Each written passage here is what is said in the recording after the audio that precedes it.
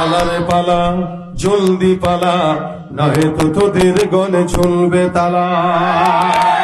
পালারে পালা জলদি পালা, নইলে তোদের গলে চলবে তালা। হক আসছে বাতিল তো কাঁপছে, হক আসছে বাতিল তো কাঁপছে, ছিনিয়ে নেব মোরা জয়ের মালা। পালারে পালা জলদি পালা, নইলে তোদের গলে চলবে তালা। একসাথে ওদের বিরুদ্ধে পালারে পালা জলদি পালা, নইলে তোদের গলে চলবে তালা। ইতিহাস থেকে যারা শিক্ষা নেয় না, ওদের কপালে এমনই হয়। পরের কথায় শুধু করে না চানাচি, মেসক দেখে পায় কামানের ভয়। ইতিহাস থেকে যারা শিক্ষা নেয় না, ওদের কপালে এমনই হয়। পরের কথায় শুধু করে না চানাচি, মেসক দেখে পায় কামানের ভয়। এখনো তোদের পিছে দরজা খোলা আছে, পয়তা ধুতি নিয়ে জলদি পালা। পালারে পালা জলদি পালা, নইলে তোদের গলে ঝুলবে তালা। বিশ্ব বাটপার আর যত লম্পট, ওদের স্বপ্নে বিভোর যারা। উলঙ্গ পনায় পশুর হালতে নিষেদিন রয়েছে মাতাল যারা। মাতাল হয়েই তো শিক্ষা নীতি বাস্তবায়ন করে। মাথা ঠিক থাকলে কোনোদিন সমকামিতার প্রচার বইয়ের ভিতরে ঘটাতে পারে না। বিশ্ব বাটপার আর যত লম্পট, ওদের স্বপ্নে বিভোর যারা। উলঙ্গ পনায় পশুর হালতে নিষেদিন রয়েছে মাতাল ওরা। ওদের ওই ঘাটিতে তাকবীর ধ্বনিতে, ওদের ওই ঘাটিতে তাকবীর ধ্বনিতে সাঙ্গ করে দে ওদের খেলা। পালারে পালা জলদি পালা, নইলে তোদের গলে ঝুলবে তালা। পালারে পালা জলদি পালা, নইলে তোদের গলে ঝুলবে তালা। ঠিক কিনা? ওদের এদেশ থেকে পালাতেই হবে, ঠিক কিনা বলেন? যতক্ষণ শিক্ষানীতির পরিবর্তন না হবে, ততক্ষণ সন্তান স্কুলে যাবে না। কারণ আমরা আমাদের সন্তানদেরকে টাকা দিয়ে আলু ভর্তা শিখাইতে যাই না। এই একদল বানরের জাত বানাইতে চায়। একদলকে ভাই আমাদের সব বানর ছিল। আল্লাহ কয় লাকাদ খালাকনাল ইনসানা ফি আহসানি তাকওয়িম, তোদেরকে উত্তম মানুষ বানাইলাম। আরে মানুষ হতে চায় না, বান্দরের জাত হতে চায়। বানরের জাত আমরা ছিলাম না। যারা বলে ওরা ছিল, ওদের বাপ দাদা 14 গোষ্ঠীরা ছিল। আমার একদল আমার স্কুলে যায়, বাবারে আলু ভর্তা কেমনে বানাবে? আলু নাও, আলু পেঁয়াজ নাও, মরিচ নাও, গরম করো, ছুলো, তারপরে ভর্তা বানাবে। এটা শিখাইতে স্কুলে যাওয়া লাগে? এটা তো ভাই এমনি জানা যায়। আমাদের মাদ্রাসার ছেলেদেরকে যা দিবেন ওরা তাই শিখতে পারবে, তাই পারে। মাদ্রাসার ছেলেরা পারে না এমন কোন জিনিস নাই। ওদের হাতে বরকত আছে। না পারলেও 10 জন মিলে একসঙ্গে বাস যে কোনো জিনিস এনাফ। এটা শেখানোর জন্য আবার স্কুলে পাঠানো লাগে নাকি? আপনার সন্তানকে স্কুলে দিবেন না, বিষয়টা এটা বলছি না। স্কুলে দিবেন, কলেজে দিবেন, ভার্সিটিতে পড়বে, দুনিয়াবী শিক্ষাও দরকার আছে। দুনিয়াবী শিক্ষাটা জরুরি, দুনিয়াবী শিক্ষাটা জরুরি, দ্বীনি শিক্ষা জরুরি না। আমি আবারও বলছি, দেখেন, দুনিয়াবী শিক্ষা জরুরি, দ্বীনি শিক্ষা জরুরি না। তবে দ্বীনি শিক্ষা বান্দা শিখবে কেন? আমার এই পাঞ্জাবি আছে, পাঞ্জাবিটা পরা জরুরি, এই পাঞ্জাবি পরা জরুরি, কিন্তু নিচের যে প্যান্ট আছে ওই প্যান্টটা পরা ফরজ। কেন? আমার সতর ঢেকে রাখে। সতর ঢাকা কি ফরজ? দুনিয়াবী শিক্ষা জরুরি আর দ্বীনি শিক্ষা জরুরি না। দ্বীনি শিক্ষা হলে ফরজ। কথা বলে না? পার্থক্য কি? জরুরি জিনিস না হইলেও চলে, চলে যায়। ফরজ না হইলে চলে না, গুনাহগার হওয়া লাগে। এই কারণে স্কুলে পড়াবেন, এটা জরুরি। মাদ্রাসায় পড়াবেন, এটা ফরজ। এটা কি? মাদ্রাসায় পড়ানো কি ফরজ। এখন জরুরি আগে না ফরজ আগে? ফরজ আগে। তার মানে আগে মাদ্রাসায় পড়াবেন, তারপরে ডাক্তার বানাবেন। তাহলে ডাক্তার হইলেও কসাইয়ের মতো জবাই করবে না। আগে মাদ্রাসা পড়াবেন, তারপর ইঞ্জিনিয়ার বানাবেন। ইঞ্জিনিয়ার হইলেও রডের পরিবর্তে রোডে ঘাটে বাস দিবে না। কেন? কারণ ফরজটা সে আগে পালন করছে। এই কারণে জরুরতটা তার জন্য ইবাদত হয়ে গেছে। এই মাহফিলটা জরুরি, আর নামাজটা কি? মাহফিল রাত 12টা পর্যন্ত করবেন, জরুরি, ঠিক আছে, কিন্তু বেশি রাত পর্যন্ত করবেন, ফরজ নামাজ ফজর বাদ হয়ে যাবে, এটা গুনাহগার হবেন। কারণ ফরজ আগে, মাহফিল পরে। মাহফিলটা কেন করতেছি? বলে ফরজ ধরার জন্য। মাহফিলটা করতেছি ফজরের নামাজ ধরার জন্য। এখন এই মাহফিল করতে যদি ফজর ছুটে যায়, তাহলে এই মাহফিলের দরকার নাই। যেই দুনিয়া শিখবো আমরা দ্বীনের জন্য, ডাক্তারি শিখবো সেবার জন্য, ইঞ্জিনিয়ারিং শিখবো সেবার জন্য। এখন দিনের জন্য যদি দুনিয়া শিখি, এখন দুনিয়া শিখতে যে যদি দিন বরবাদ হয়, তাহলে ওই দুনিয়ার কোনো দরকার নাই। এই জন্য হাফেজে কোরআন আপনার সন্তানকে বানান, তারপরে ডাক্তার বানান, তারপরে ইঞ্জিনিয়ার বানান। আপনার সন্তানও দামি হবে, আপনিও দামি হয়ে যাবেন ইনশাআল্লাহ। আজকের এই মাদ্রাসার ছেলেরা সারা বাংলাদেশকে একসময় কাঁপাইতেও পারে, ঠিক না? আমরা ছোটবেলায় পড়ছি, আমাদের সাথে কত বাচ্চারা পড়ছে, কত মানুষরা পড়ছে, কে কত জায়গায় খেদমতে আছে। আমরা কি কখনো কল্পনা করছি আপনাদের সামনে বয়ান করবো? কল্পনা করি নাই। এরকম করে এখানে ছাত্ররা আছে যারা হয়তো এই এলাকার মানকে উজ্জ্বল করে গোটা বাংলাদেশকে কাঁপায় বানাবে, হতে পারে কিনা? তখন আপনাদের এলাকার সুনাম না বদনাম? একটা ইঞ্জিনিয়ার সারা বাংলাদেশ কাঁপাইতে পারে না, একটা আলেম সারা বিশ্ব কাঁপাইতে পারে। আমাদের তবে এরপরও আমাদের দেশে যারা নষ্টামি করে এদের সম্মান আছে, এদেশে যারা ডিগবাজি দিয়ে আলেমদের বিরুদ্ধে কয় এদের সম্মান আছে, এই দেশে যারা 65 বছর বয়সে 18 বছরের যুবতীর বিয়ে করে এদেরকে ভাইরাল করা হয়, এই সমস্ত চরিত্রহীনদেরকে ভাইরাল করা হয়। কিন্তু হাফেজে কোরআন যারা বিশ্বের বুকে 1 নম্বর পুরস্কার বাংলাদেশকে গর্বের জায়গায় নিয়ে যায়, এদেরকে কোনোদিন দেখলাম না কোনো টিভি চ্যানেল ভালো মতো নিউজ করতে। আর হলুদ মিডিয়ারা দৌড়ায় হলো ওই নষ্টদের পিছনে, আলেমদের পিছনে দৌড়ায় না। এই জন্য আল্লাহ রাসূল সান্ত্বনা দিলেন, কোন দরকার নাই দৌড়ানির, দুনিয়ার নাখান্দারা দৌড়ায় কি লাভ। আল্লাহ পাক তো আলাদা সম্মান দিছে, বলে কি হাফেজ যারা হয়েছে তালিবুল ইলম, ইন্নাল মালাইকাতা লা তাদাউ আজনিহাতাহা রিদাল লিতালিবিল ইলম। রাসূল বলেন এরা যখন রাস্তা দিয়া হাঁটে, আল্লাহ পাক ফেরেশতাদেরকে দিয়া পায়ের নিচে নূরের পাখনা বিছায়া দেয়। এটা আপনার মতন ইঞ্জিনিয়ারের পিছনে দেয় না, ডাক্তারের নিচে দেয় না, দেয় একজন হাফেজে কোরআন, যার টাকা না থাকলেও, সম্পদ না থাকলেও সিনার ভিতরে কোরআনের নূর আছে। কোরআনের নূর এলাকায় ছড়াক, আপনারা চান তো ইনশাআল্লাহ? কোরআনের নূর যখন থাকবে ঈমান টিকে থাকবে, ঈমান যখন টিকে থাকবে সৎ কাজ টিকে থাকবে। কোরআনও নাই, ঈমানও নাই, ঈমানও নাই, সৎ কাজও নাই, সৎ কাজ নাই, বান্দা জাহান্নাম ছাড়া উপায় নাই।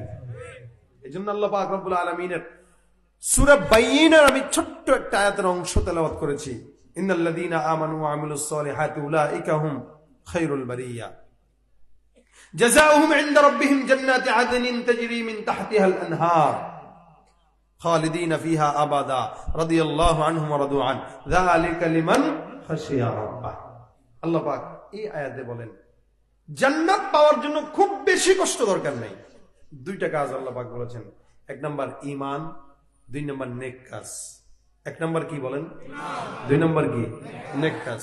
অন্য আয়াত আল্লাহ বলেন ইন্নাল্লাযীনা আমানু ওয়া আমিলুস সালিহাতি কানাত লাহুম জান্নাতুল ফিরদাউসি নুজুলা। সুবহানাল্লাহ।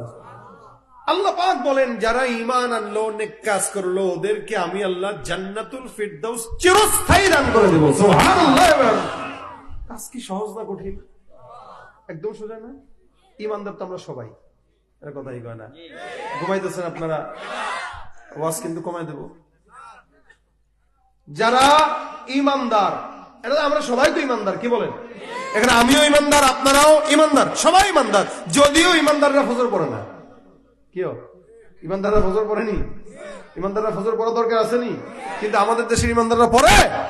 অধিকাংশই দেখবেন জুমার নামাজে মসজিদ 4 তলা ভরে যায়, এছাড়া ফজর বলেন, এশা বলেন, একটা তো মসজিদে লোক নাই।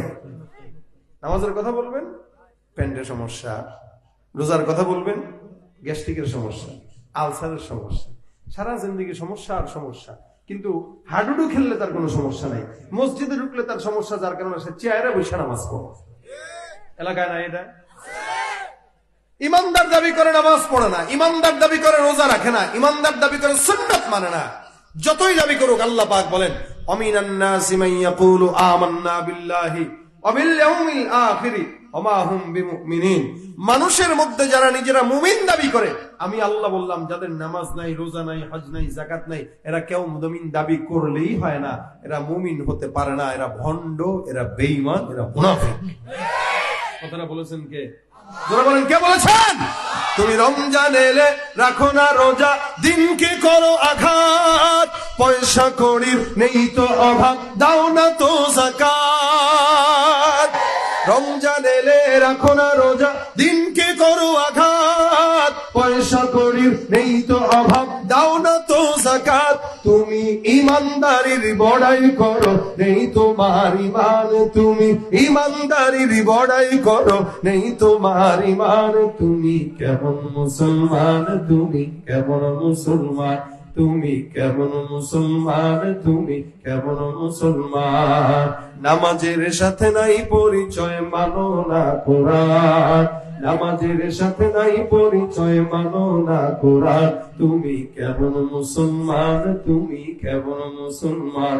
তুমি নবীর উম্মত দাবি করো, সুন্নাহ মানো না, নবীর অপমানে তোমার হৃদয় কাঁদে না। নবীর উম্মত, অধিকাংশ যুবকদের দেখবেন চুলের ডিজাইন চোখা উপর দিয়া, এদিক দিয়ে নাই, ওদিক দিয়ে আবার টিয়া কালার দিছে চুলের, গোড়ার লেজের কালার যা আমার দেশের যুবকদের চুলের কালারটা। নবীর উম্মত দাবি করো, সুন্নাহ মানো না, নবীর অপমানে তোমার হৃদয় কাঁদে না। তুমি বিজাতীয় সংস্কৃতিতে সপেছ পরাণ, তুমি বিজাতীয় সংস্কৃতিতে সপেছ পরাণ। তুমি কেমন মুসলমান তুমি, কেমন মুসলমান। বলবে না নামাজের সাথে নাই পরিচয়, মানো না কোরআন, নামাজের সাথে নাই পরিচয়, মানো না কোরআন। তুমি কেমন মুসলমান তুমি, কেমন মুসলমান। ঠিক কিনা? মুসলমান দাবি করে, নামাজ নাই, রোজা নাই, হজ নাই, সুন্নাত নাই, রমজান মাস আসলে দোকানে পর্দা লাগায় চা খায়, এগুলা মুসলমান না, এগুলা ভণ্ড। কথা কি ক্লিয়ার নাকি ভেজাল আছে? কোন ভেজাল আছে? সুন্দর কথা। ইমানদার দাবি করবেন, নামাজ পড়বেন না, ইমানদার দাবি করবেন, সুন্নত মানবেন না, আল্লাহ পাক এদেরকে মুমিনই মনে করে না, জান্নাত তো দূরের কথা।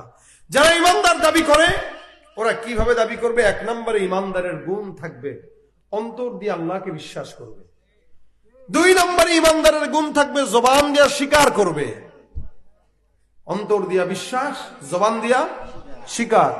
তিন নম্বর ইমানদারের গুণ থাকবে, আল্লাহ পাকের সমস্ত বিধি নিষেধ পালন করবে। এই তিন জিনিস যদি না থাকে কেউ মুমিন হতে পারবে না। তাসদীক বিল জিনান, অন্তর দিয়া বিশ্বাস করবে আল্লাহ কয়জন। আপনারাও বিশ্বাস করেন, আমিও বিশ্বাস করি, ইহুদিরাও বিশ্বাস করে আল্লাহ আছে, নাসারাও বিশ্বাস করে আল্লাহ আছে। কিন্তু পার্থক্য কোন জায়গায়? আসমানও বানাইছেন আল্লাহ, জমিন বানাইছেন আল্লাহ, এই কথাটা ইহুদিরাও মানে, আমরাও মানি।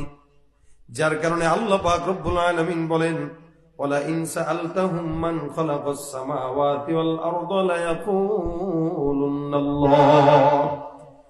আসমান বানাইলো আল্লাহ, জমিন বানাইলো আল্লাহ। যদি তাদেরকে প্রশ্ন করা হয়, তাদেরকে যদি বলা হয় বলো আসমানের মালিক কে, এরা নির্দ্বিধায় এক বাক্যে বলবে আসমান আর জমিন বানাইছেন আল্লাহ। এ মুসলমান নবীর উম্মত, কিন্তু এরা আল্লাহকেও বিশ্বাস করে, আমরাও বিশ্বাস করি। পার্থক্য আছে না নাই? তারা বলে কি আল্লাহকেও মানে, আবার বলে ওয়াকালাতিল ইয়াহুদু উযাইরুন ইবনুল্লাহ ওয়াকালাতিন নাসারাল মাসীহ ইবনুল্লাহ। এরা বলে, ইহুদিরা বলে উযাইর হলো আল্লাহর পুত্র, নাসারা বলে মাসীহ হলো আল্লাহর পুত্র। নাউযুবিল্লাহ। আপনি আমি ইমানদার যারা আছি আমরা বলি কি, কুল হুয়াল্লাহু আহাদ আল্লাহুস সামাদ লাম ইয়ালিদ ওয়া লাম ইউলাদ ওয়া লাম ইয়াকুল লাহু কুফুয়ান আহাদ। জবানের মধ্যে যদি তালাও লাগানো হয়, গলার মধ্যে যদি ফাঁসির রশিও ঝুলানো হয়, একজন ইমানদার রক্ত থাকা অবস্থায় কোনদিন আল্লাহ ছাড়া কাউরে আল্লাহ বলে মানতে পারে না। ইহুদিরা বলে আল্লাহর পুত্র অমুক, আল্লাহর পুত্র তমুক। আমরা বলি না না, আল্লাহ কাউকে জন্ম দেয় নাই, আল্লাহ কাউকে জন্ম দেয় নাই, কারো থেকে জন্ম হয় নাই। এই বিশ্বাসটার নাম হলো ঈমান। আল্লাহ পাক রব্বুল আলামিনের প্রত্যেকটা বান্দার অন্তর থেকে এমন বিশ্বাসটাই দরকার। দুই নম্বরে ইকরার বিল লিসান, জবান দিয়ে স্বীকার করবে আল্লাহ একজন আছে, জবান দিয়ে স্বীকার করে বলবে আল্লাহ লা ইলাহা ইল্লাল্লাহ মুহাম্মাদুর রাসূলুল্লাহ। বান্দা জবান দিয়ে স্বীকার করবে আল্লাহ একজন আছে, অন্তর দিয়ে বিশ্বাস করবে আগে, তারপরে জবান দিয়ে স্বীকার করবে।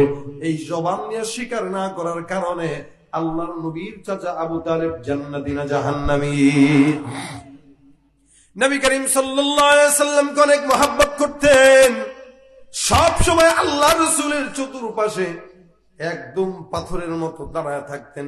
নবী আল্লাহ রাসূল আবু তালেব বেঁচে থাকা অবস্থা একটা ফুলের টোকাও কেউ আল্লাহ রাসূলের গায়ে দিতে পারবে না, এমন মহব্বত নিয়ে আবু তালেব পয়গম্বরকে সব সময় শেল্টার দিয়েছেন। এ মুসলমান নবীর উম্মত, আল্লাহর হাবিব সাকরাতুল মাউতের সময়ে আবু তালেবের কাছে এসে ডাক দেয়া বলে, চাচা একবারের জন্য জবানটা খুলে পড়েন লা ইলাহা ইল্লাল্লাহ, আমি আল্লাহর কাছে সুপারিশ করে জান্নাতের ফয়সালা করে দিব। আবু তালেব ডাক দেয়া বলে, মুহাম্মদ আমি যে তোমাকে বিশ্বাস করি তুমি সত্য নবী, আল্লাহকেও বিশ্বাস করি আল্লাহ একজন সত্য, তোমাকেও মানি আল্লাহকেও মানি, কিন্তু আমি আল্লাহর স্বীকারোক্তিটা জবান দিয়ে নিতে পারবো না, তোমার স্বীকারোক্তিটা জবান দিয়ে করতে পারবো না। কেন? বলে আমার পরে যারা আসবে সবাই আমাকে এই সমাজের মধ্যে বড় গাদ্দার হিসেবে চিহ্নিত করবে। সমাজের মানুষের কাছে লাঞ্ছিত অপমানিত হওয়ার চাইতে ঈমান না নিয়ে কবরে যাওয়াটাই আমার কাছে ভালো।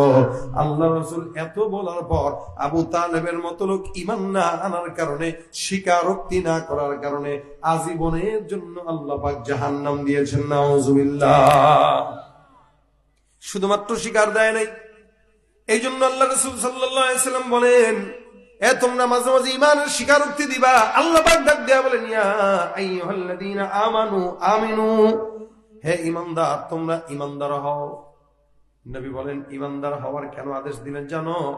কেন? গুনাহের মাধ্যমে বান্দার ঈমান নষ্ট হয়ে যায়, যার কারণে আল্লাহ নবী বলেন, আল ঈমানু হুয়া ইয়াজিদু ওয়া ইয়ানকুসু, ঈমানটা কখনো বাড়ে কখনো কমে, কখন বাড়ে আর কখন কমে। বলে বান্দা গুনাহের কাজ যখন করে ঈমানের ব্যাটারি ফিউজ হয়ে যায়, বান্দা নেকির কাজ যখন করে আল্লাহ পাক ঈমানের ব্যাটারিকে চার্জ বাড়ায় দেয়। এ মুসলমান, আমরা গুনাহের মাধ্যমে মাঝে মাঝে শিরিক করে ফেলি। রাসূল সাল্লাল্লাহু আলাইহি ওয়াসাল্লাম বলেন, জাদ্দিদু ঈমানাকুম, ঈমানকে নবায়ন করো।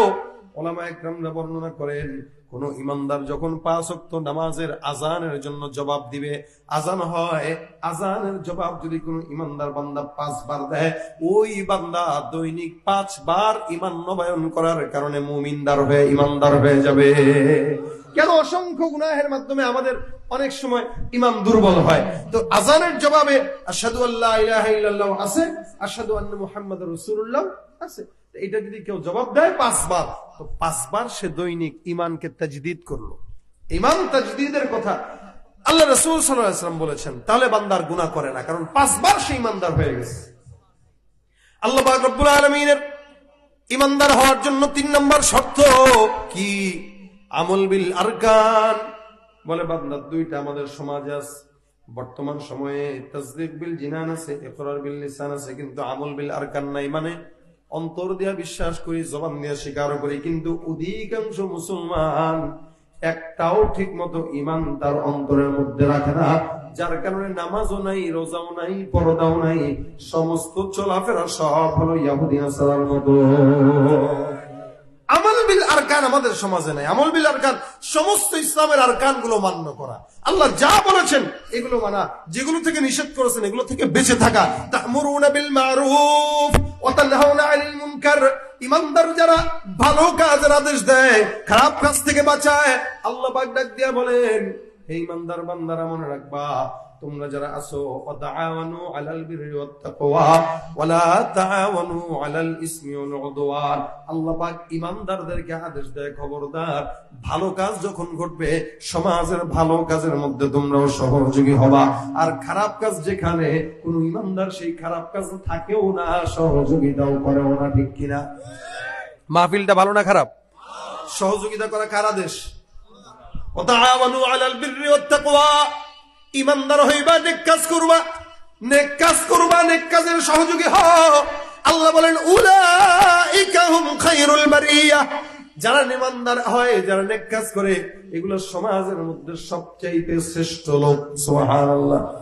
সমাজে ওই বান্দাটাই শ্রেষ্ঠ যেই বান্দাটা ঈমান নিয়ে আসে, ঈমানের পাশাপাশি সৎকর্ম করে, আমার আল্লাহ ডাক দিয়া বলেন সৎকর্ম করার কারণে আমি আল্লাহ চিরস্থায়ী বান্দাকে জান্নাতুল ফেরদাউস দান করে দেব। সুবহানাল্লাহ। জান্নাত চির সুখেরই ঘর, জান্নাত চির সুখেরই ঘর, ও গো জানতে যদি তুমি,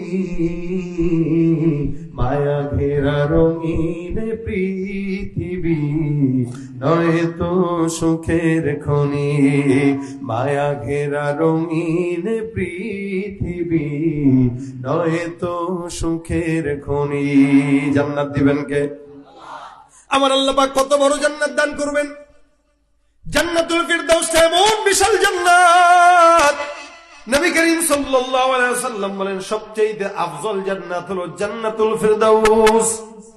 যেই জান্নাতুল ফিরদাউসটা বান্দা যখন জান্নাতুল ফিরদাউসে যাবে, আল্লাহ পাক রব্বুল আলামিন বান্দাকে এমন মাকাম দান করবে, বান্দা জান্নাতুল ফিরদাউসের মধ্যে বসে বসে শরাব পান করবে। কিছুক্ষণ পর মাথাটা যখন উপরের দিকে তাকায় দেখবে, বান্দা নজর দিয়া দেখবে উপরে যেটা দেখা যায় সেটা কি? বলে উপরেই তো জান্নাতুল ফিরদাউসের উপরেই আমার আল্লাহ পাকের আরশ। আল্লাহর আরশের নিচে জান্নাতুল ফিরদাউসের অবস্থান। এই জন্য হাদিস শরীফে নবী বলেন তোমরা যখন জান্নাত চাও, আল্লাহর কাছে জান্নাতুল ফিরদাউস চাও। সমস্ত জান্নাতের সরদার হলো জান্নাতুল ফিরদাউস।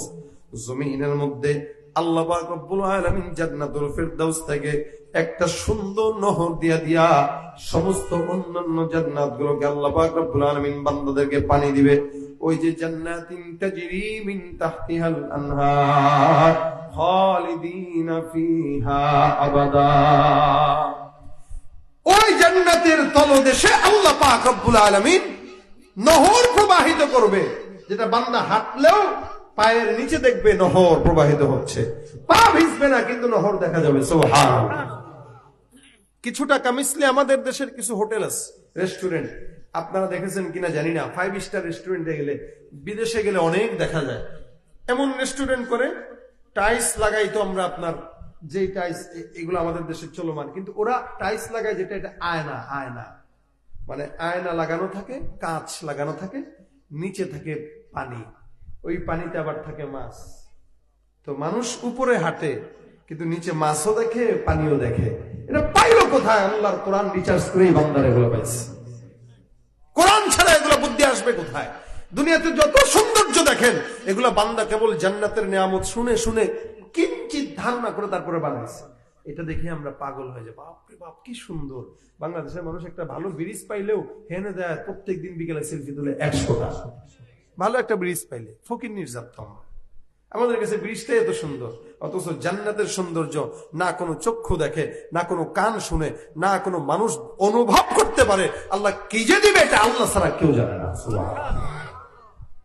নবী করিম বলেন ঈমান আর নেক কাজের মাধ্যমে যে বান্দা জান্নাত পাবে, ওই জান্নাতটা কত বড়। একজন আদনা থেকে আদনা ঈমানদার যে জান্নাত পাবে, ওই জান্নাতটাও কত বড়। আল্লাহ রাসূল হাদিসে বলেন সর্বশেষ জান্নাতি বান্দা যে যাবে, জাহান্নামের এক কোনায় বসে বসে বান্দা বলবে ইয়া হান্নান ইয়া মান্নান। আমার আল্লাহ পাক বান্দাকে জাহান্নাম থেকে বের করে জমিনে উঠায় রাখবেন। বান্দা জাহান্নাম থেকে খোঁড়ায় খোঁড়ায় বের হবে। রাসূল বলেন খোঁড়ায় খোঁড়ায় বের হবে, কারণ মাইর খাইতে খাইতে মনে করেন আড্ডি গুড্ডি সব আলাদা। দুনিয়াতে যারা জেলখানা থেকে বের হয়, এরা দেখবেন জেলখানা থেকে বের হয়ে 1 মাস খালি রেস্টেই থাকে। কেন? শরীরে হাড্ডি গুড্ডি সব জায়গা মতো নাই, বেজাগায় চলে গেছে মাইর খায়া। দুনিয়ার জেলখানায় মায়ের যদি এই হালত হয়, জাহান্নামের আসামিদের মায়ের কি হালত হবে? এই যা বান্দা জাহান্নাম থেকে খোঁড়ায় খোঁড়ায় বের হবে। আল্লাহ পাকরে বলবে আল্লাহ কই যাবো? আল্লাহ কই দেখ জান্নাত আছে তো, টাকা দেখ। আল্লাহ একটু দেখি তাহলে, দেখ আছে, যা। বান্দা দূর থেকে দেখবে আর কেউ, আল্লাহ জান্নাত তো ভরা, মানুষ গিজ গিজ গিজ গিজ করতেছে, আল্লাহ আমি কই যাবো? ঢোকার তো জায়গা নাই। আল্লাহ করে কয় কি রে এটা? জান্নাতে বলে জায়গা নেই, এটা কোনো কথা? আবার দেখো, আবার দেখো, আবার বান্দা তাকাবে জান্নাতে, আবার দেখবে জায়গা নাই।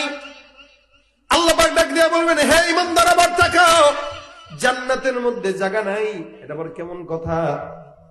আল্লাহ পাক রব্বুল আলামিন বান্দার জন্য একটা জান্নাত বরাদ্দ রেখে দিয়েছে। আল্লাহ পাক বলেন এটার ভিতরে যাও, তাকায় দেখো কেমন দেখায়।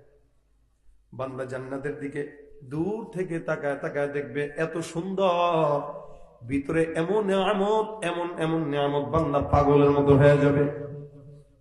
এই বান্দা আল্লাহকে ডাক দেয়া বলবে, আল্লাহ এত সুন্দর কেমনে সম্ভব? অনেক পছন্দ হয়েছে আল্লাহ। আল্লাহ পাক ডাক দেয়া করবে, যা বান্দা এই জান্নাতটা তোর জন্য লিখে দিলাম। বান্দা আল্লাহরে কইবে, আল্লাহ আমি আজকে জাহান্নামের আসামি, আমি গরিব বইলা, মিসকিন বইলা, আপনি আমার সাথে আপনার মতো মালিক আমার মতো বান্দার সঙ্গে টিটকারি করেন, দেখি মানা যায়? আল্লাহ কেন টিটকারি করতেছেন?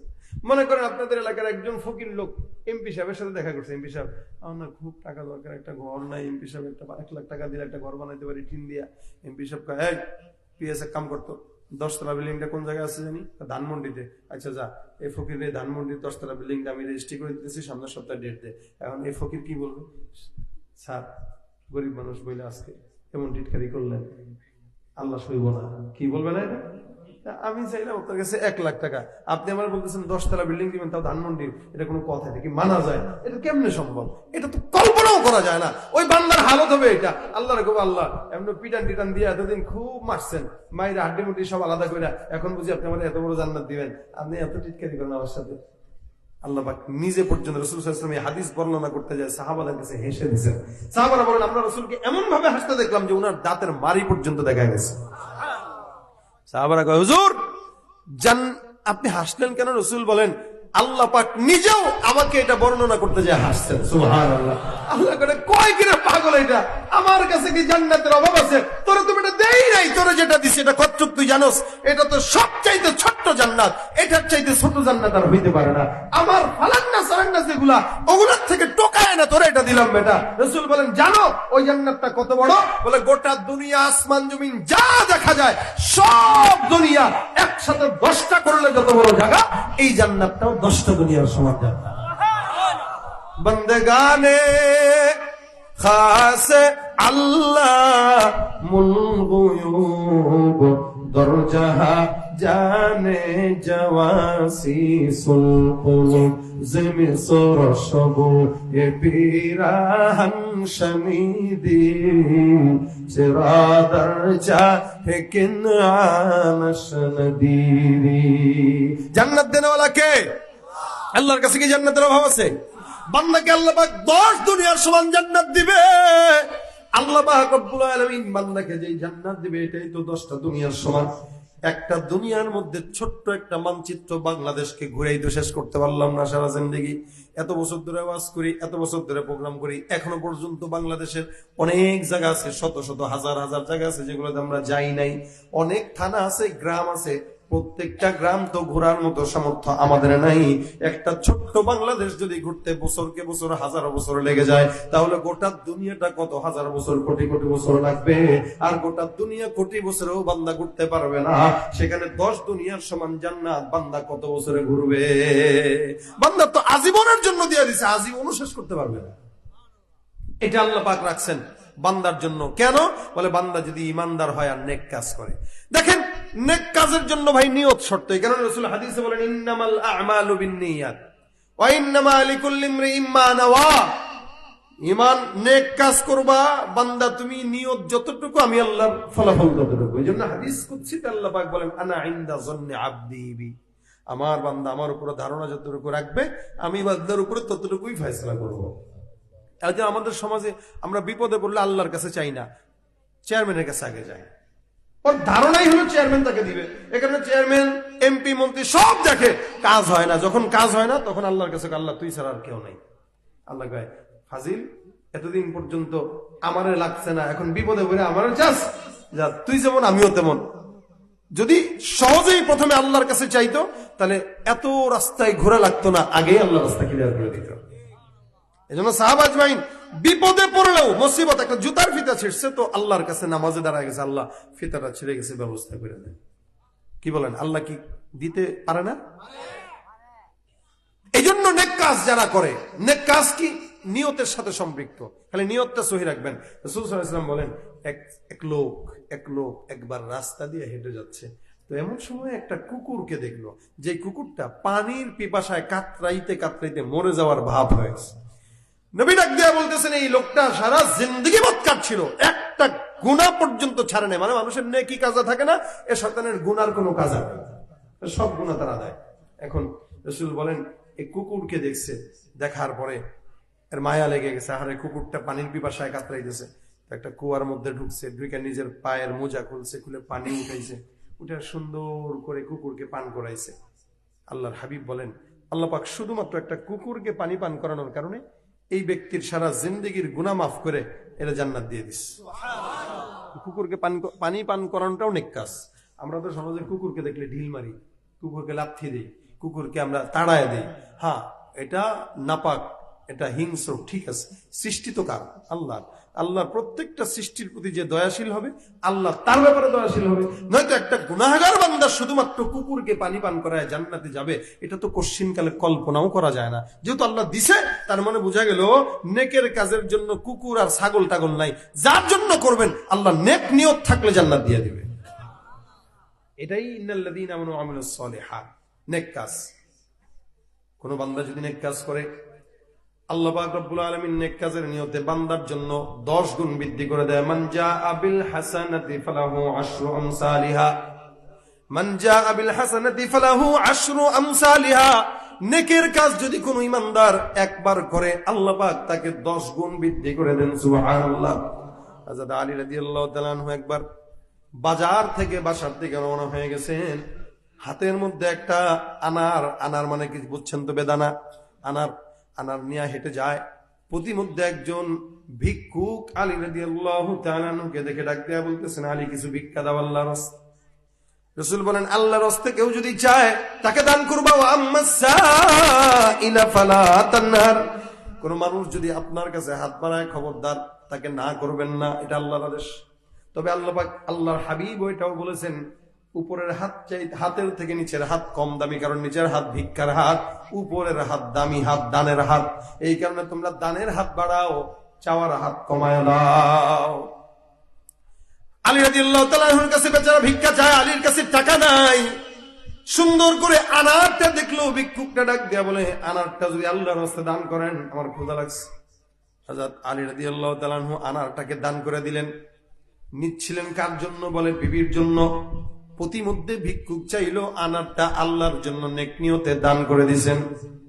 বাসায় যায়, বিবিকে ডাক দেয়া বলে, বিবি গো আমার, তোমার জন্য আনার নিয়ে আসতেছিলাম, কিন্তু আফসোসের বিষয় একজন ভিক্ষুক এসে আনারটা চাইলো, আমি তাকে আল্লাহর রাস্তায় দিয়ে দিলাম, আল্লাহর রাস্তায় তাকে দান করে দিলাম। বিবি ডাক দেয়া বলে, আলহামদুলিল্লাহ, আল্লাহ পাকের রাস্তায় আপনি দিলেন, আল্লাহ পাক আপনাকে দান করবেন, টেনশন নাই। বর্তমানের বিবি হইলে জিন্দেগিতে এই কথা মুখ দিয়ে বেরোতো নি। বিবিটাও তো ফাতেমা, যার কারণে জবান দিয়ে এমন কথাই বের হয়। কিছুক্ষণ পর তাকায় দেখে দরজার মধ্যে একজন সাহাবী নক করে, কি ব্যাপার, কোন জায়গা থেকে আসছো? বলে রাসূলের তরফ থেকে আসছি হাদিয়া নিয়ে। সুবহানাল্লাহ, হাদিয়া আসছে আপনার রাসূলের তরফ থেকে। দরজা খুলেন। তা আলী দরজা খুলে তাকায় দেখে তার মাথায় একটা ঝুড়ি, ঝুড়ির ভিতরে আনার আছে রাখা। সুবহানাল্লাহ কইল না? ঠিক টকে দান করছিল কি? আনার। এখন আসছে কি? আনার। তাও কার থেকে? রাসূলের তরফ থেকে আসছে। আনার নিয়ে উনি গুনতেছে, কয়টা দিছে? এতগুলো আনার। জি, রাসূল পাঠাইছেন।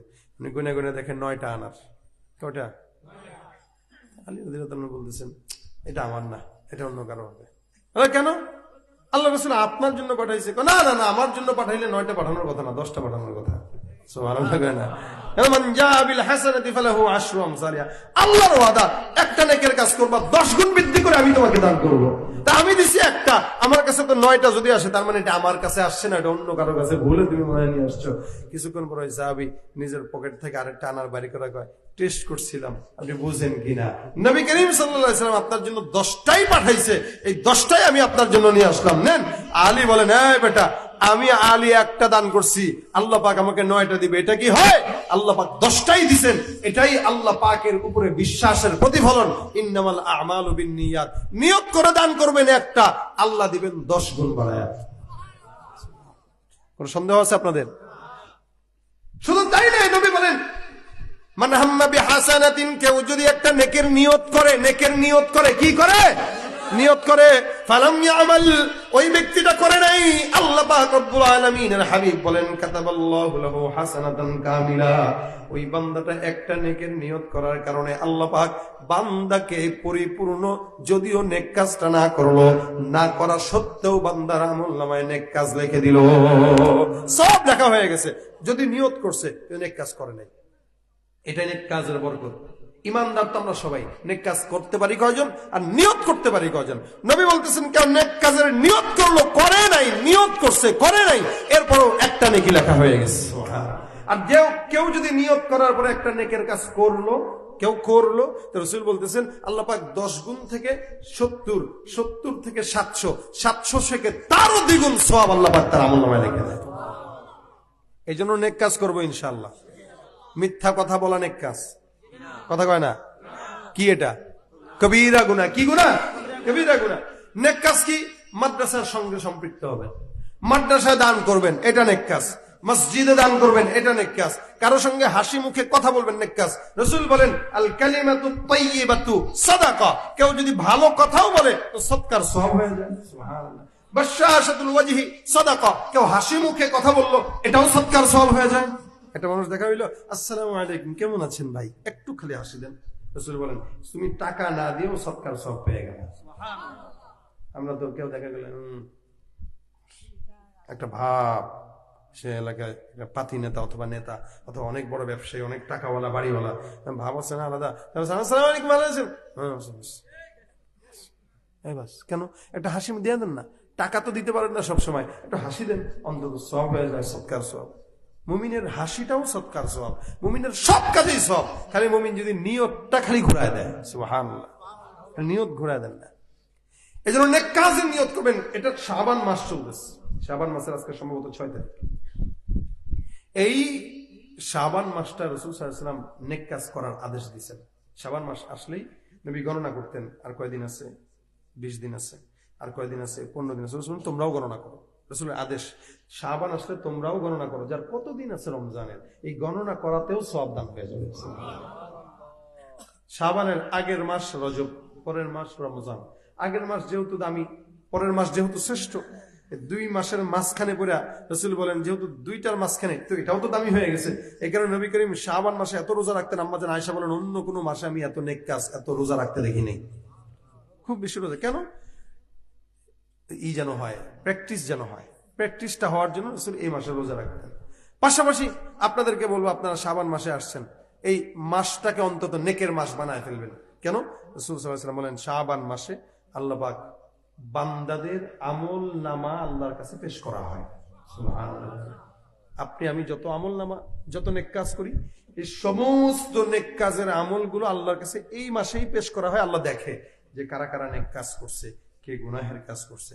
আপনি শাবান মাসটা জুড়ে যদি আপনি গুনাহ করেন, আপনি যদি এমন যদি হয় যে আজকে আল্লাহ পাক আমার আমল নামাটা দেখবে, আমি যদি গুনাহ করি তাহলে আমার আমল নামাটা কি খারাপ হয়ে গেল না? কিন্তু আল্লাহ আমল নামা দেখতেছে, চেক করতেছে। এলাকায় যখন টহল চলে, মানুষ দেখবেন চোর বাটপার গুলো ভালো হয়ে যায়। টহল চললে চোর বাটপার বদমাশ গুলো ভালো হয়ে যায়, সন্ত্রাসী ভালো হয়। কেন? টহল চলতেছে, পুলিশ আছে। কিন্তু তা যেখানে আল্লাহ পাক টহল দেয়, ওই সময় তো বান্দা কোনোদিন ইমানদার গুনাহ করতে পারে না। এই মাসে আল্লাহ টহল দেয়, দেখি কোন বান্দা কি করে। এই জন্য শাবান মাসে বেশি বেশি নেক কাজ করবেন। নেক কাজের মধ্যে রোজা রাখতে পারি, যদি না রাখি, জিকির করি, যদি তাও না করি, কোরআন তেলাওয়াত করি, যার যেটা সামর্থ্য হয়, যদি তাও না পারি দান সদকা করি। এখন মনে করবেন না যাকাত রমজান আসলেই দিব না, আপনি যাকাতের টাকাটা হইলেও অন্তত রমজানের আগে দেন। কেন? অনেক গরিব মিসকিনরা আছে যারা রমজানে ভালো মন্দ খেতে পারে না, আর্থিক অভাবের কারণে ভালো কিছু খেতে পারে না। তো আপনার যাকাতের টাকাটার কারণে এই ব্যক্তি ঘরের কিছু ভালো বাজার সদাই করে সারা রমজান খাইলো, তা আপনি সারা রমজান রোজা রেখে নিজের সওয়াবও পাইলেন, আরেকজনের রোজা রাখারও সওয়াব পেয়ে গেলেন। এই জন্য রমজানে আগেই দানের নিয়ত করেন, দানের অভ্যাস করেন। এখন থেকে আমরা দান করব। পাশাপাশি মেহমানদারি করেন, গরিবদেরকে মেহমানদারি করেন। হুজুরদেরকে তো অনেক দাওয়াত দেন, প্রত্যেক সপ্তাহে ইমাম সাহেব, মুয়াজ্জিন সাহেবদের দাওয়াত থাকে। হ্যাঁ, এই ঘরে ওই ঘরে লিস্টই থাকে যে আজ সামনের সপ্তাহে জুমায় রাত্রেবেলা তার বাসায়, দুপুরবেলা তার বাসায়। এটা আলহামদুলিল্লাহ, ওলামা ইকরামদেরকে দাওয়াত খাওয়ান, মেহমানদারি করান, এটা ভালো। নবীর ওয়ারিসদেরকে দাওয়াত খাওয়াইতেছেন। কিন্তু পাশাপাশি একটা মুরব্বী অটোতে উঠছেন, রিক্সা চালাইতেছে, অটো চালাইতেছে, আপনি দুপুরবেলা জিজ্ঞাসা করলেন, কাকা গো ভাত খাইছেননি? মুরব্বী বলবেন, না বাজান, ভাত খাওয়ার তো সময় পাই নাই, খাবো না, চা বিস্কুট খেয়ে ফেলবো। আপনি সুন্দর করে বলবেন, কাকা নামেন, আমার ঘরে যা বাঁকানো আছে ডাল ভাত 4টা খেয়ে যাবে। দেখবেন এই মুরব্বীর আত্মা খুশি হবে, আল্লাহর আরশ খুশি হয়ে যাবে। মুরব্বী বলতে বাধ্য হবে যে না, সমাজে এখনো ভালো মানুষ আছে। আপনি একটা গরিবরে খাওয়ান, ডাল ভাত যা থাকে খাওয়ান না, মেহমানদারি করান। যে মেহমানদারি করায় আল্লাহ তার ঘরে বরকত দেয়, কোনোদিন বরকত নষ্ট করে না। আপনি তো আলেমদেরকে খাওয়ান, পাশাপাশি একটা মিসকিন যে এলাকায় রাস্তা দিয়ে হেঁটে যাচ্ছে, একটা গরিব মানুষ, ভাই চলেন তো আমার বাসায় একটু খাবেন। একটা রিক্সাওয়ালাকে খাওয়ান, ভ্যান চালককে খাওয়ান, মাঝিকে খাওয়ান, কৃষককে খাওয়ান, পাগলকে খাওয়ান। এটার সওয়াব অন্যরকম। এগুলা নেক কাজ। নেক কাজ এটা বলে করে করা লাগে না। আপনিও বুঝবেন কোনটা নেক কোনটা গুনাহ, এটা আপনি আমার বোঝার ক্ষমতা আছে। আজকের এই মাদ্রাসার মাহফিলটা, এখানে বসলেন, এটা নেক কাজ। এখানে দান করলেন, এটা নেক কাজ। এখান থেকে বাসায় যাবেন, ঘুমাবেন, ফজর পড়বেন, এটা নেক কাজ। আগামীকাল মিথ্যা কথা বলবেন না, নেক কাজ। আগামীকাল মানুষকে ঠকাবেন না, নেক কাজ। নিয়ত করেন যারা ব্যবসা করেন, রমজানে কোনো মানুষকে ব্যবসায় ঠকাবো না ইনশাআল্লাহ। আমাদের দেশেই একমাত্র দেশ যে দেশে রমজান আসলে দান্দাবাজ বাড়ে। অন্য কোন দেশে রমজানে দান্দাবাজ বাড়ে না, বরং রমজানে মানুষ মানুষকে সহযোগিতা করে। আর বাংলাদেশের ব্যবসায়ীরা চিন্তা করে, রমজান আইছে, সারা বছরের কামাই যদি না করতে পারি তাহলে দান্দাবাজি দইল না। অথচ এটা ইবাদতের মৌসুম, এটাকে ব্যবসার মৌসুম বানায় দেয়। আর রমজানের 10-15 দিন পর্যন্ত ভালো থাকে, এরপরে আবার শুরু হয় মার্কেটিং এর ধুম। এদিক দিয়ে টাকা নাই, ব্যবসা জমে না, এরপরে মার্কেটে দেখবেন লোকের অভাব নাই, কই যায়। এই জন্য রমজানটা আমরা ভালো করে কাটবো। আল্লাহর কাছে হায়াত চাইবো, আল্লাহ নেক কাজের জন্য তুমি রমজান পর্যন্ত হায়াত দাও। রাসূল দোয়া করছেন, রমজান পর্যন্ত হায়াত চাইছেন। আল্লাহ পাক যেন আমাদেরকেও নেক কাজগুলো করার তৌফিক দান করে। সবাই এখানে যারা বসছি আজকের মাহফিলে, বেশি বেশি এবং রমজানের চেষ্টা করবেন। অনেকে তেলাওয়াত জানেন না, কোরআন পড়তে জানেন না, মাদ্রাসা আছে। আলহামদুলিল্লাহ, দুনিয়াতে একমাত্র শিক্ষা মাদ্রাসার শিক্ষা, যে শিক্ষাটায় ইমাম সাহেব, মুয়াজ্জিন সাহেব এবং শিক্ষকেরা ফ্রি শিক্ষায়, টাকা ছাড়াও কোরআন শিক্ষা দেয়। আপনারা যুবক যারা আছেন, নিয়ত করেন রমজান আসলে প্রত্যেক দিন আধা ঘন্টা হোক, 10 মিনিট 15 মিনিট করে হইলেও আমরা আমাদের কোরআনটাকে শিক্ষা করব। মাদ্রাসায় এসে নিজের কোরআনের শুদ্ধতার জন্য শিখবো ইনশাআল্লাহ। এগুলা নেক কাজ করবো তো ইনশাআল্লাহ, সবাই ইনশাআল্লাহ। আল্লাহ পাক আমাদেরকে নেক কাজগুলো করার তৌফিক দান করুন, বলেন আমিন।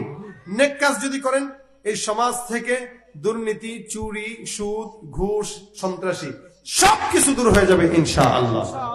নেক কাজ সবাই যদি সবার জায়গা থেকে নিয়ত করে ফেলেন, ইনশাআল্লাহ সমাজের এই সমস্ত কার্যক্রমগুলো দূর হয়ে যাবে, সমাজ শান্তির সমাজ হয়ে যাবে। আল্লাহ পাক আমাদেরকে ঈমান এবং নেক কাজ করার তৌফিক দান করুক, সকলে বলেন আমিন। এই রাত পর্যন্ত, গভীর রাত পর্যন্ত আপনারা আজকের মাহফিলে বসলেন, কথা শুনলেন, আমিও বললাম, আপনারাও শুনলেন। আমি জানি না কোন কথা আপনাদের ভিতরে ঢুকবে আর কোন কথা আপনারা মানতে পারবেন। তবে যার কথা আপনার পছন্দ হয়, যেই কথাটা আপনার জন্য সহজ হয়, আপনারা ওই কথাটাই মানার চেষ্টা করবেন তো ইনশাআল্লাহ। যদি মানেন তো কমিটির আসা বসা, কষ্ট করে কথা বলা, এগুলো সার্থক হবে। আর যদি না মানেন, এগুলোর কোনো সার্থকতা নাই। আল্লাহ পাক আমাকেও মানার তৌফিক দিক, আপনাদেরকেও মানার তৌফিক দিক, বলেন আমিন। আজকের এই প্রোগ্রামে যারা আয়োজন করেছে সকলের জন্য দোয়া করবেন। যারা কষ্ট করে, মুজাহাদা করে, শ্রম, মেধা, বুদ্ধি সবকিছু দিয়ে যারা সহযোগিতা করেছে, আল্লাহ পাক যেন প্রত্যেকের সহযোগিতায় বারাকা দান করে, সকলে বলেন আমিন। আমরা দুরূদ শরীফ পড়ি, আল্লাহুম্মা সাল্লি আলা সাইয়্যিদিনা ওয়া নাবিয়্যিনা ওয়া শাফিঈনা ওয়া হাবিবিনা মাওলানা মুহাম্মদ সাল্লাল্লাহু আলাইহি ওয়া আলা আলিহি ওয়া আসহাবিহি ওয়া বারাক ওয়াসাল্লাম। শুনেন, চুপ থাকেন। এটা গজল মাকসাদ না, আমি গজল গাইতে এখানে আসিনি, বয়ান করতে আসছি। যদি গজল না, যেগুলো বলছেন এগুলো একটাও হবে না, শুনেন, কথা শুনেন। এখানে যুবকরা কিছু আবদার করছে, এই সমস্ত আবদার আমি রাখি না। তবে আপনাদের আবদারের শেষ পর্যন্ত একটা সবাই মিলে গাবো, বাস। যেহেতু আবদার করছেন, একটা হবে, কোনো আওয়াজ দিবেন না। কারণ আমি মাহফিলে গজল গাওয়াটাকে অপছন্দ করি, এরপর আপনাদের কারণে গাই। বয়ান করতে আসছি কিসের গজল এখানে, এরপরে মজুর মাঝখানে চলে আসছে, 2-1টা গাইছে, এগুলো বলা লাগে না। কিন্তু লাস্টে আমরা যে কথাগুলো বলি, এগুলো বান্দা, এগুলো মানুষ যেন এটা মানার চেষ্টা করে, এই নিয়তে বলি আমরা। এখন মাঝখানে যদি হুট করে গজল একটা টান দেই, আগের কথাটা ভুলে যায়, তাহলে মাকসাদটা নষ্ট হয়ে গেল। এটা তো মাহফিলের মাকসাদ হইতে পারে না। মাহফিলের মাকসাদ হলে এখান থেকে কিছু নিয়ে যাওয়া। আপনাদের আবেগ এই মাহফিলের সৌন্দর্য নষ্ট করে, এই জন্য এটার জন্য দায়ী আপনাদের। একটা কথা, লাস্টের যেই কথা, ইন্নামাল আমালু বিল খাওয়াতিম, শেষ কাজটাই কিন্তু বান্দার সবকিছু। এখন এই কাজটা শেষে ভালো করলাম, কিন্তু আপনারা আপনাদের বিনোদনের জন্য একটা আবদার করে সব নষ্ট করে দেন। এটা উচিত না। এরপরেও যেহেতু বলছেন, সর্বশেষ সবাই মিলে একটা গজল, যেই গজল বান্দার দিলের খোরাক হয় এরকম গজল গাবো, ঠিক আছে? আল্লাহ পাক আমাদেরকে ওই যে কথাগুলো বলছে ওগুলো যেন না ভুলি, শাবান মাসের আমলটা নিয়ে যেন অন্তত যেতে পারি, কি ঠিক আছে? আল্লাহ পাক তৌফিক দান করে বলেন আমিন। বিশ্ব নবীর অপমানে যদি না কাঁদে তোমার মন, মুসলিম নয় মুনাফিক, তুমি নবীজির দুশমন। নবীর প্রেমে জীবন দেবে কে আছো নওজোয়ান, তকবীর তুলে সিংহ শাবক হও তুমি আগুয়ান। তোমার বুকে ইমানের বল, জবানে আল কুরআন, ভয়ে কাঁপে কাপুরুষ সব আর নরধম সন্তান। জীবনের চেয়ে বুকে আছে বেশি নবীজির সম্মান, কেমনে তুমি থাকবে বসে হলে তার অপমান। তুমি সাচ্চা মুসলমান, ঈমান তোমার ধন, নবীর প্রেমে জাগ্রত তুমি নির্ভীক পালোয়ান। তুমি সাচ্চা গাইতে হবে, ঈমান তোমার ধন, নবীর প্রেমে নির্ভীক পালোয়ান। শ্রেষ্ঠ নবীর ব্যঙ্গ করে পাপিষ্ঠ আর বদনসিব, আমরা তাদের ঘৃণা জানাই ধিকি ধিকি ধিক শতধিক। জাতিসংঘের কাজে কি তবে দর্শক হয়ে থাকবে চুপ, সাম্প্রদায়িক সম্প্রীতি আর যাচ্ছে ভেঙে পাচ্ছে লোক।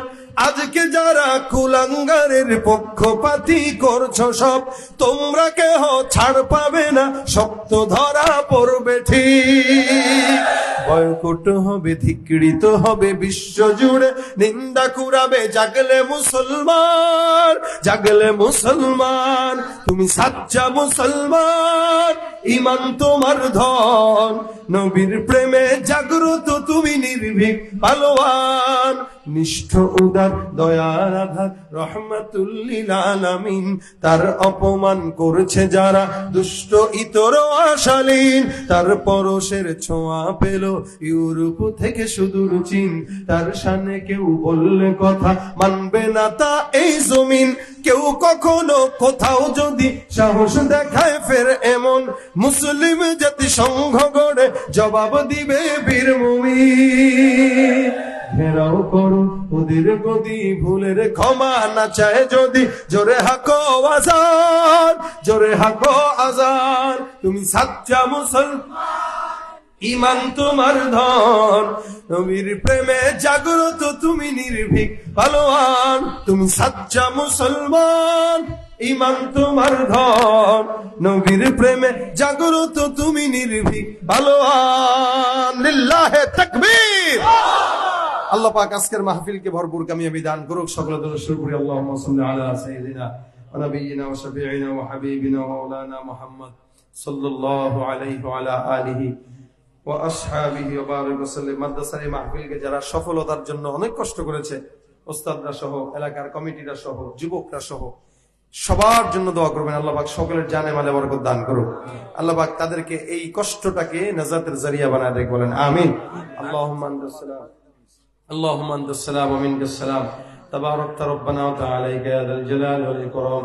ربنا ظلمنا أنفسنا وإن لم تغفر لنا وترحمنا لنكونن من الخاسرين. ربنا فاغفر لنا ذنوبنا وكفر عنا سيئاتنا وتوفنا مع الأبرار. رب اغفر لي ولوالدي وللمؤمنين يوم يقوم الحساب. أي الله আজকের মাহফিলকে কবুল ও মঞ্জুর করে নাও। যা আলোচনা হয়েছে আমল করার তৌফিক দান করে দাও, নাজাতের ওসিলা বানায় দাও। যারা মাহফিলের সঙ্গে সম্পৃক্ত আল্লাহ সবাইকে তুমি আল্লাহ মাফ করে দাও। হে আল্লাহ সকলের জানে মালে বরকত দান করো, হায়াতের রিজিকে বরকত দান করো। হে আল্লাহ মাদ্রাসার 8 জন ছাত্র পাগড়ি পেয়েছে আল্লাহ, তাদেরকে হক্কানি রব্বানি হিসেবে কবুল মঞ্জুর করে নাও। সারা বাংলাদেশকে আল্লাহ তাদের এই দ্বীনের খেদমতটাকে তুমি ছড়ায় দেওয়ার তৌফিক দান করে দাও। আল্লাহ মাদ্রাসার সঙ্গে যারা সম্পৃক্ত তাদেরকে কবুল করে নাও। আল্লাহ যে সমস্ত ছাত্ররা আছে আল্লাহ তাদেরকে মুখলিস বানায় দাও, শিক্ষকদেরকে মুখলিস বানায় দাও। ঈমানের সঙ্গে ইখলাসের সঙ্গে খেদমত করার তৌফিক দান করে দাও। মাদ্রাসার হাজত গাইবি খাজানা থেকে পূরণ করে দাও। আয় আল্লাহ এলাকার উপরে খাস রহমত নাজিল করে দাও। মা বোনদেরকে পর্দার বিধান মেনে চলার তৌফিক দান করে দাও। মা বোনদেরকে অসুস্থতা থেকে হেফাজত করো আল্লাহ। আমাদের ভিতরে যারা অসুস্থ আল্লাহ সবাই সকলকে সুস্থতার হায়াত দান করো। অভাবগ্রস্তদের অভাব দূর করে দাও, ঋণগ্রস্তদের ঋণ পরিশোধ করার তৌফিক দান করে দাও। বিপদে যারা আছে বিপদ থেকে হেফাজত করো আল্লাহ। মেহেরবানি করে আমাদের মধ্যে অনেকের মা বাবা অন্ধকার কবরে শুয়ে আছে, প্রত্যেকের মা বাবার কবর গুলোকে জান্নাতের বাগান বানায় দাও। যাদের মা বাবা জীবিত আল্লাহ সুস্থতার হায়াত দাও আল্লাহ। মা বাবার খেদমত করার তৌফিক দান করে দাও আয় রব্বুল আলামিন। জিন্দেগিতে একবার হলেও তোমার হাবিবের রওজা জিয়ারত করার তৌফিক দাও। যারা একবার গেছে বারবার বারবার যাওয়ার তৌফিক দান করে দাও আল্লাহ। সারা বিশ্বের মুসলমানদেরকে হেফাজত করো আল্লাহ। আল্লাহ ফিলিস্তিনের মুসলমানদেরকে হেফাজত করো আল্লাহ। আল্লাহ বাংলাদেশে যত আলেমরা বন্দী আছে আল্লাহ তাদেরকে ফায়সালা করে দাও, মুক্ত বাতাসে তাদেরকে আবার ফেরত নিয়ে আসো আল্লাহ। আল্লাহ মজলুমদেরকে তুমি সঙ্গী হয়ে যাও আল্লাহ। এলাকার উপরে এই এলাকায় যত গুনাহের কাজ চলে আল্লাহ সমস্ত কিছু থেকে এলাকাটাকে শান্তির এলাকা বানায় দাও রব্বুল আলামিন। মেহেরবানি করে আল্লাহ আমাদের সকলকে তোমার খাঁটি গোলাম বানায় দাও, ইমানদার বানায় দাও, নেক কাজ করার তৌফিক দাও আয় আল্লাহ। হারাম থেকে গুনাহ থেকে হেফাজত রাখো আল্লাহ।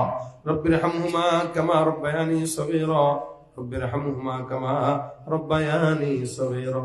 সুবহান রাব্বিকা রব্বিল ইজ্জাতি আম্মা ইয়াসিফুন ওয়া সালামুন